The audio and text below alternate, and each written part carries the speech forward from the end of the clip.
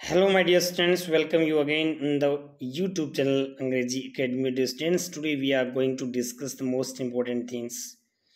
आज का जो सेशन है इसके अंदर हम जो डिस्कस करने वाले हैं वो सिर्फ सोनेट और एलेजी को डिस्कस करेंगे। ड्रामा, स्टोरी, ये सारी चीज़ें हम बाद में डिस्कस करेंगे। सिर्फ आज के सेशन के अंदर बहुत ही इम्पोर्टेंट चीज़ जो है सोनेट और एलेजी।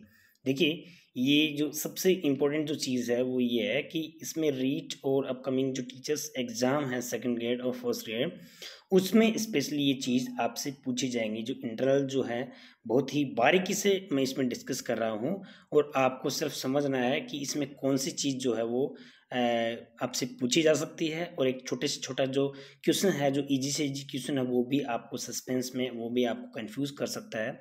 तो देखिए, डिटेल से हम पढ़ेंगे। सबसे पहले आपका आता है सोनेट।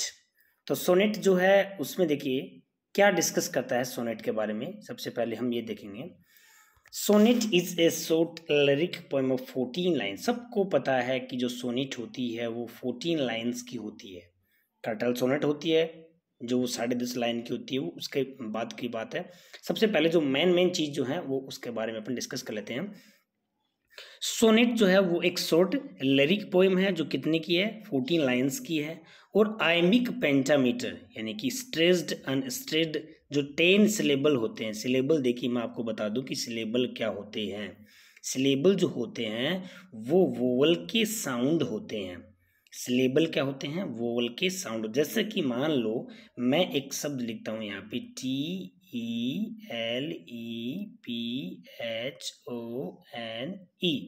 अब इसमें वोवल 1, 2 और 3 ये वोवल है इसमें। तो देखिए, इसके अंदर अपन हिंदी में जब इसको लिखते हैं कि टेलीफोन,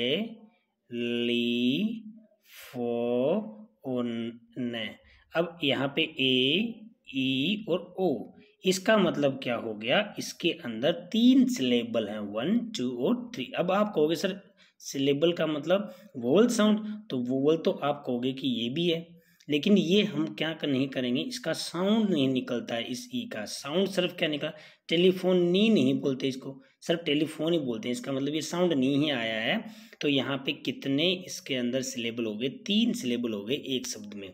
तो वैसे आप कभी भी जब भी सोनेट में पढ़ो, किसी भी सोनेट की, जैसे कि मान लीजिए शेक्सपियर की आपने पढ़ी कि सेल आई कंपेयर दी, आपने ये सोनेट पढ़ी, तो उसकी जो लाइनें हैं उस एक लाइन के अंदर आपको कितने सिलेबल मिल जाएंगे, 10 सिलेबल मिल जाएंगे। ये इस पोएम की, जो सोनेट की खास बात होती है। जब भी आपको पूछे कि प्रत्येक जो लाइन है, ईच लाइन हैज क्या, 10 सिलेबल, ये आपसे क्वेश्चन पूछ सकते हैं। ठीक है भैया।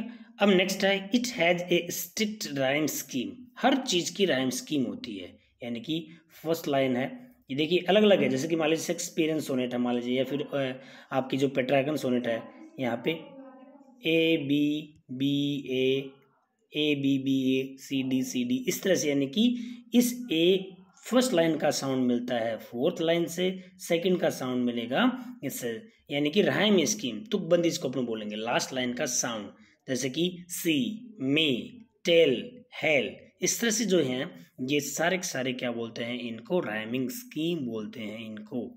ठीक है। And a metre and expresses a single idea, single idea को एक्सप्रेस करती है। आपको ध्यान क्या रखना है, सिर्फ इसकी जो राइमिंग स्कीम है वो ध्यान रखनी है।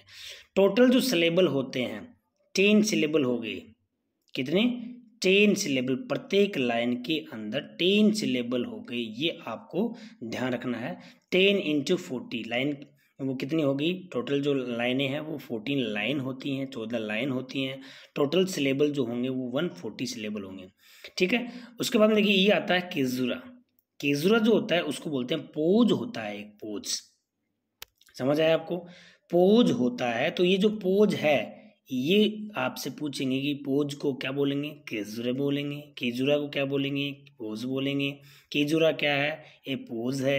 या फिर आपसे बोलेंगे कि केजुरा जो है वो किस चीज़ की विशेषता है, तो आप क्या बताओगे, सोनेट की विशेषता है। ठीक है, ये 2-3 चीज़ें जो जो मैं आपको अंडरलाइन के अच्छे से समझाता हूँ, इनको अच्छे से समझना है, ध्यान में रखना है। बहुत इंपॉर्टेंट चीज़ जो है वो आपको आज मैं बताने जा रहा हूँ, क्योंकि हर चीज़ बारीकी से आपसे पूछ सकते हैं। उसके बाद नेक्स्ट आपका क्या आता है, the word sonnet is likely derived from the Italian word sonetto. जैसे कि टीचर एग्जाम में रीट में पूछा गया था कि ड्रामा है वो कहाँ से आया है, तो ये चीज़ें आपसे पूछ सकते हैं।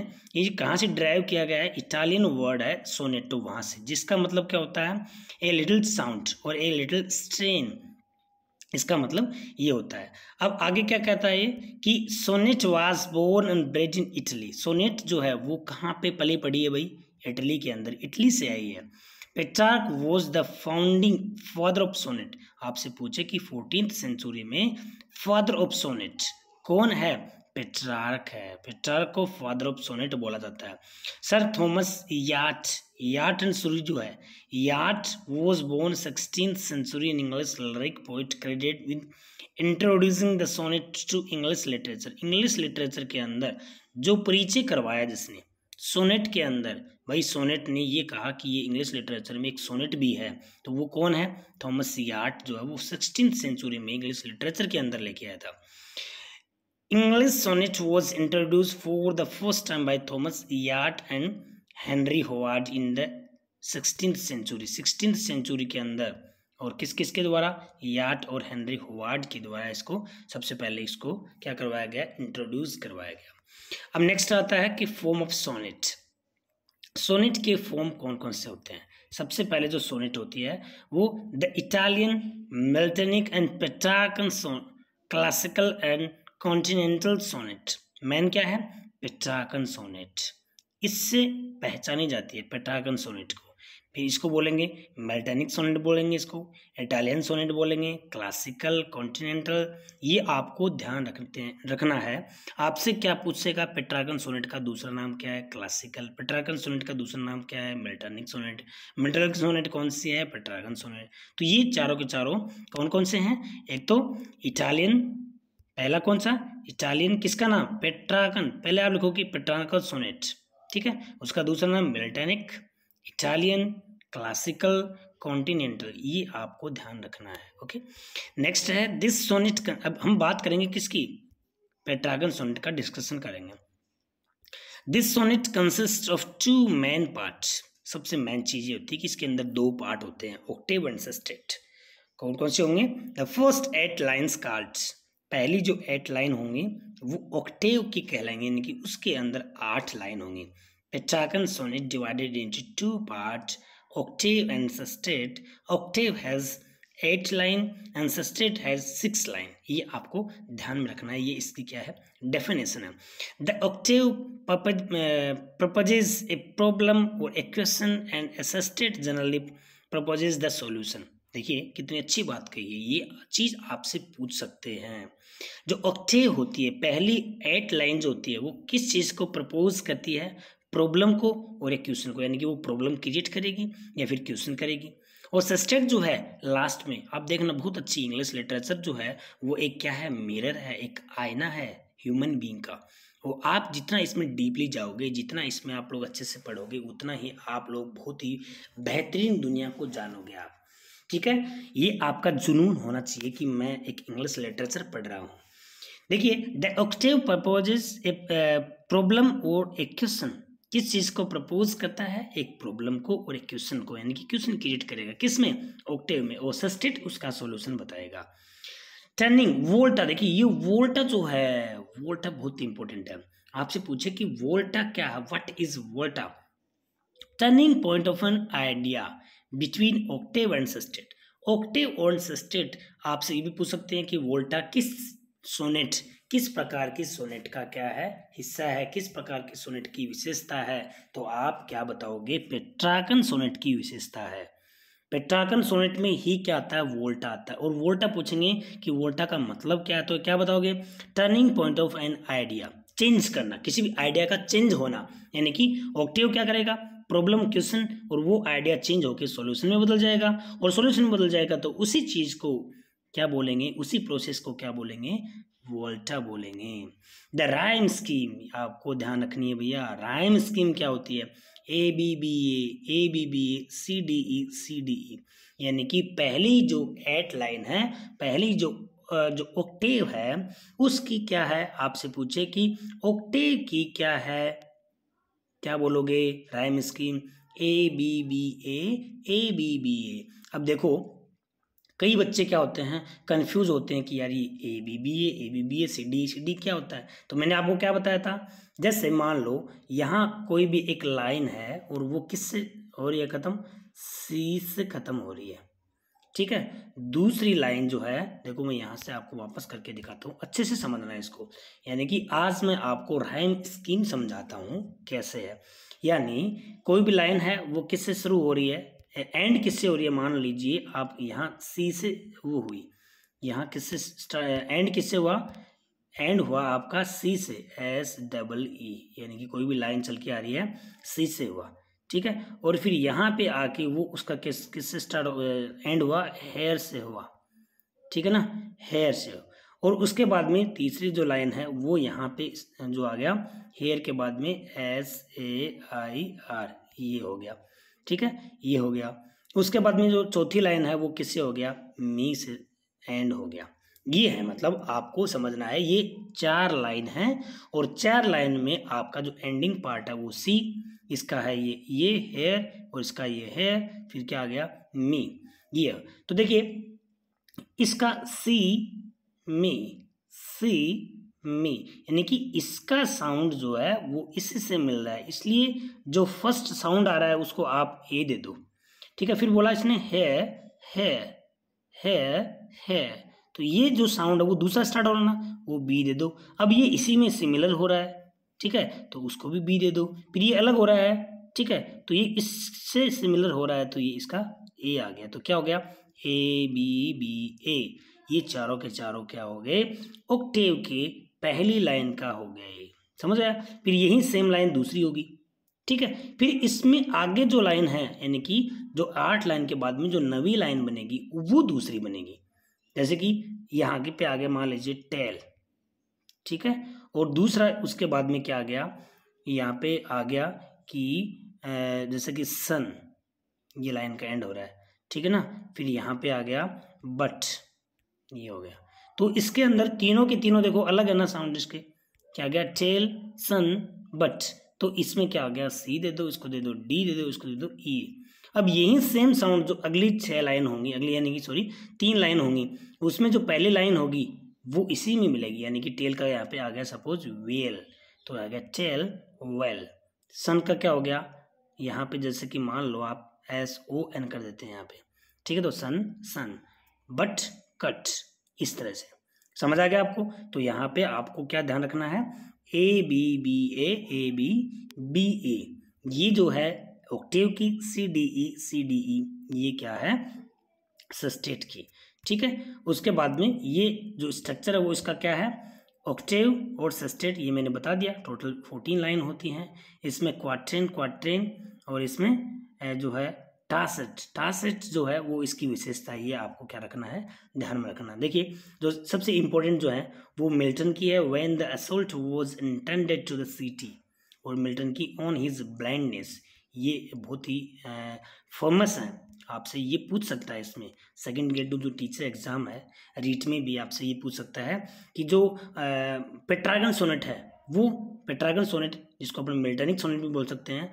तो वो कौन सी है, तो ऑन हिज ब्लाइंडनेस वो किस प्रकार की सोनेट है, पेट्रागन सोनेट है। When the assault was intended to the city, ये किस प्रकार की सोनेट है, ये पेट्रागन सोनेट है। ये एक नॉर्मली आपसे पूछ सकते हैं, तो आपको ये ध्यान रखना है।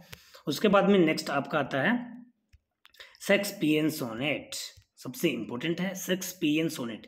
शेक्सपियरियन सोनेट को क्या बोलेंगे, इंग्लिश सोनेट भी बोलेंगे, रोमांटिक सोनेट भी बोलेंगे, एलिजाबेथन भी बोलेंगे और मॉडर्न सोनेट भी बोल सकते हैं। ये इसके अलग अलग नाम है, समझ आ गया आपको भाई। शेक्सपियरियन सोनेट तो मेन है, इसको रोमांटिक भी बोल सकते हैं, एलिजाबेथन भी बोल सकते हैं, मॉडर्न सोनेट भी बोल सकते हैं, इंग्लिश सोनेट भी बोल सकते हैं, बहुत ही इंपॉर्टेंट है ये, ठीक है। It consist of total 4 parts. देखिए पहले मैं आपको एक मेरी भाषा में वो बता देता हूँ कि Shakespearean sonnet divided into 3 parts, each 3 part 4 line each, प्रत्येक कितनी लाइन का, 4 लाइन का, यानी कि 4 लाइन ईच। उसके बाद में एंड ए कपलेट। कपलेट हमेशा क्या होता है, दो चीजों का जोड़ा होता है, तो दो चीज होंगी तो उसको अपन क्या बोलेंगे, कपलेट बोलेंगे उसको। तो देखिए it consist of total 4 parts, 4 part में है, 3 क्वार्टर, ठीक है ना, 4 लाइन ईच, मैंने पहले बताया आपको, तो कितने हो गया, 4 into 3 is equal to 12, and a couplet means 2 at the end, वो एंड में क्या होगा, कपलेट होगा। आपसे पूछेंगे कि कपलेट है वो कौन सी सोनेट की विशेषता है, तो आप क्या बताओगे, Shakespearean sonnet, romantic sonnet, Elizabethan, modern sonnet, English sonnet, ये इसकी विशेषता है। कपलेट जो है वो इनकी इसी में आती है। It was developed by Henry Howard, ये हेनरी होवार्ड जो है उसके द्वारा इसको डेवलप किया गया।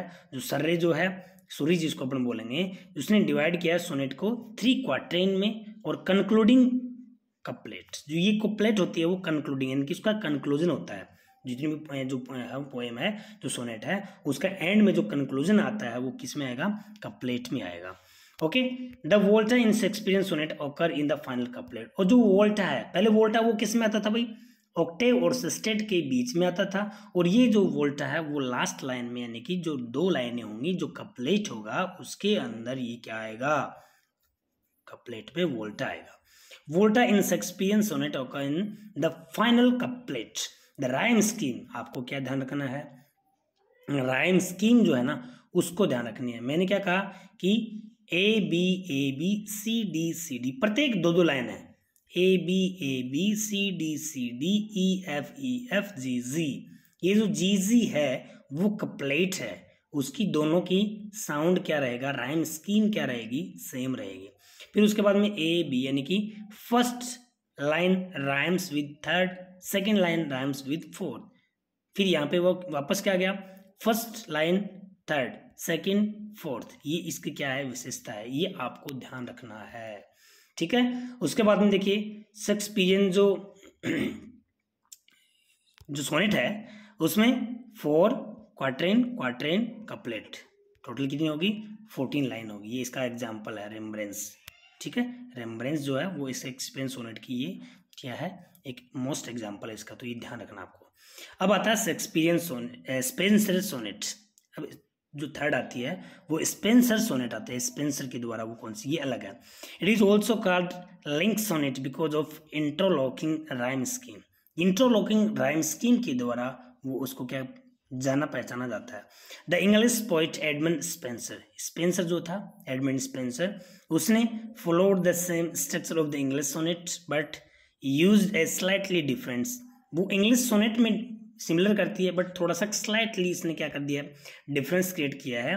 और वो क्या किया इसने, देखिए यहाँ पे sonnet A B C C D, देखो यहाँ पे थोड़ा सा चेंजेस किया इसने, सी डी और बाद में क्या आ गया ई, यानी कि इंग्लिश सोनेट का मतलब शेक्सपियरियन जो सोनेट होती है उसी में इसने थोड़ा सा सिमिलर इसमें इसने काम किया है।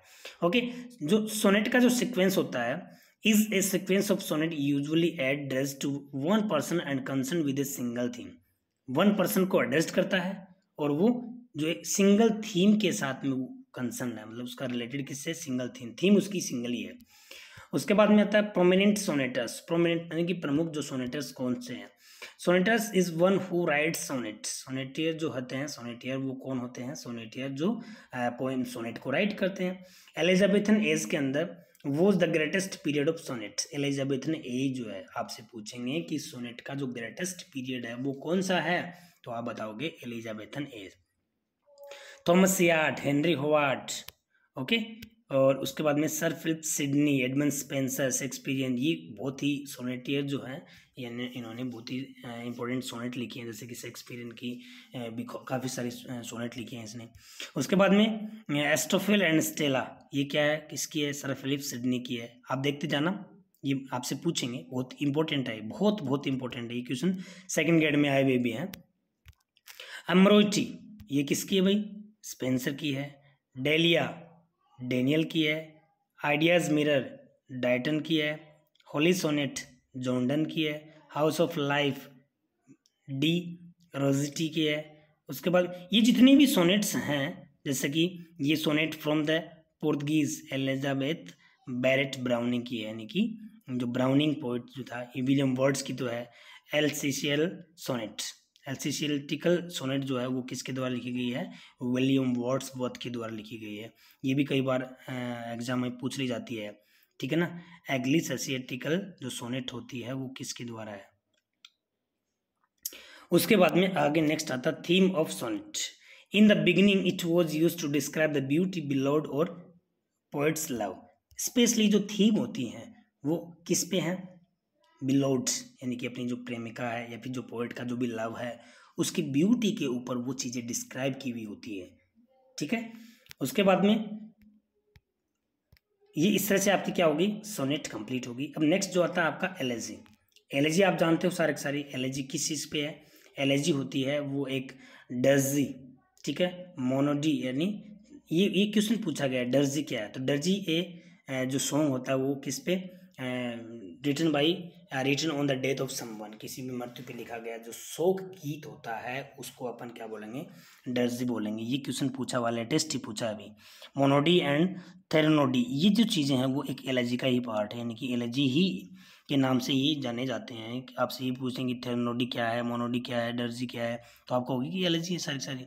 सॉन्ग ऑफ डेथ, ये किसी की मृत्यु के ऊपर गाया जाने वाला जो गीत होते हैं। सॉन्ग ऑफ मॉर्निंग, शोक गीत, funeral song. It is written a tribute expressing sorrow, lamentation और a mourning for a deceased person of a melancholy situation. Melancholic क्या होता है? एक बहुत ही उदासीन सिचुएशन में लिखा हुआ, और एक जो डिसीज्ड पर्सन होता है, एक मृत व्यक्ति होता है, उसके ऊपर शोक गीत लिखा हुआ वो होता है। The tune theme of the genre is the plaintive and the mournful और ग्लूमी, मतलब एक उदासी भरा इसका वो होता है। Analogies consist of solemn meditation, जिसको अपन बोलेंगे गंभीर जो मेडिटेशन, चिंतन मनन जिसको अपन बोलेंगे, वो इसमें कंसिस्ट होता है। It is form of a reflective poetry, reflective poetry का एक फॉर्म है।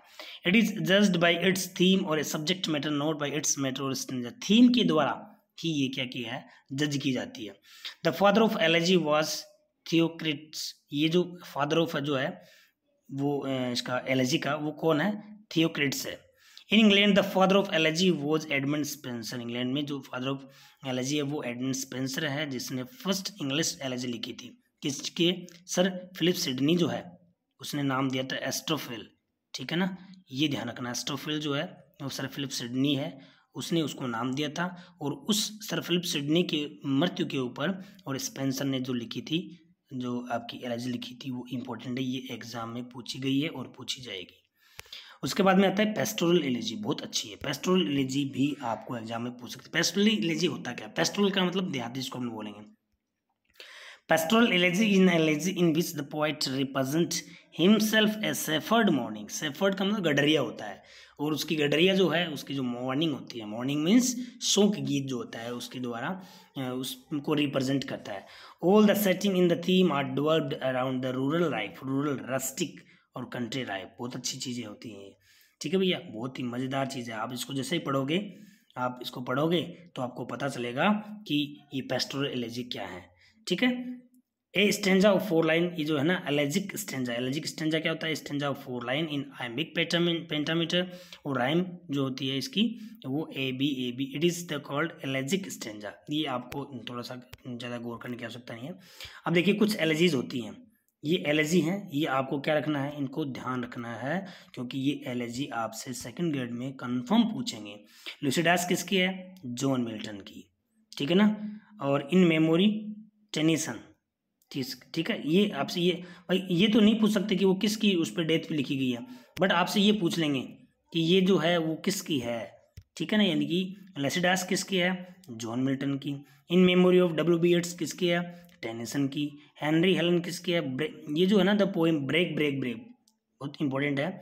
इन मेमोरियम, इन जो मेमोरियम जो है वो एक पोएम है, उससे ली गई है ब्रेक ब्रेक ब्रेक, ठीक है, जो हेनरी हेलन की है। And elegy written a country churchyard, बहुत इंपॉर्टेंट है, जो सेकंड ईयर के अंदर शायद चलती है और सेकंड ईयर में चलेगी। ये थॉमस ग्रे की पोएम है, बहुत गजब तरीके से इसको एक्सप्लेन किया गया है, ठीक है ना। एडोनिस जॉन किट्स की। थारेसिस किसकी है?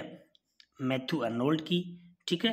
रुग्बी चैपल, ये भी अर्नोल्ड की है। In memory of W.B. Yeats, W.H. Auden की, ये नहीं, इन मेमोरियम और यहाँ पे ये अलग है। और ये वाली कौन सी होगी, इन मेमोरी ऑफ WBEDS, ये WH ओडन की है, बहुत इंपॉर्टेंट है, ये सेकंड ग्रेड एग्जाम में आपसे कंफर्म पूछेंगे, ठीक है ना। इस तरह से हमने आज क्या देखा, LSG, और हमने क्या देखा, सोनेट देखा। आई होप इसमें से कंफर्म आपसे क्वेश्चन पूछे जाएंगे। और हमारा जो चैनल है उसको आपको सब्सक्राइब नहीं किया तो सब्सक्राइब करना है, और उसमें अपने जो फ्रेंड है उनको शेयर करना है, और देखते रहिए हम आपके लिए और भी इंटरेस्टिंग वीडियो जो है वो लेके आएंगे। Thanks for watching my video.